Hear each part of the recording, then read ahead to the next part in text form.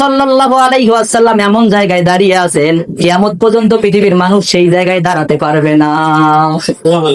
আল্লাহ তাআলা বলেছেন 22 নম্বর পারার 36 নম্বর সূরা সূরা ইয়াসিনের 3 এবং 4 নম্বর আয়াতে আল্লাহ বলেন, ইন্নাকা লামিনাল মুরসালিন আলা সিরাতিম মুস্তাকিম। ও নবী, আপনি বলে দেন আপনি হলেন রাসূলদের মধ্যে একজন রাসূল। শুধু তাই নয়, আপনি সহজ সরল সিরাতুল মুস্তাকিম পথের উপরে প্রতিষ্ঠিত আছেন। সুবহানাল্লাহ বলেন।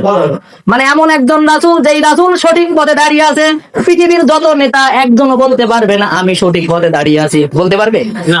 আল্লাহ ক্রান্তি দিয়েছে মুহাম্মদ আপনি সঠিক পথের উপর। এই জন্য আপনাকে আগে বুঝতে হবে রাসূলটা কি। রাসূল হলো আরবি শব্দ, যার ইংরেজি অর্থ হয় মেসেঞ্জার। যদি আরবিতে আপনি এর অর্থ বাংলা ভাষায় অনুবাদ করেন, তার অর্থ হলো মেসেঞ্জার হলেন ওই ব্যক্তি যাকে আল্লাহ রাব্বুল আলামিন তার বান্দাদের জন্য হিদায়াতের পথ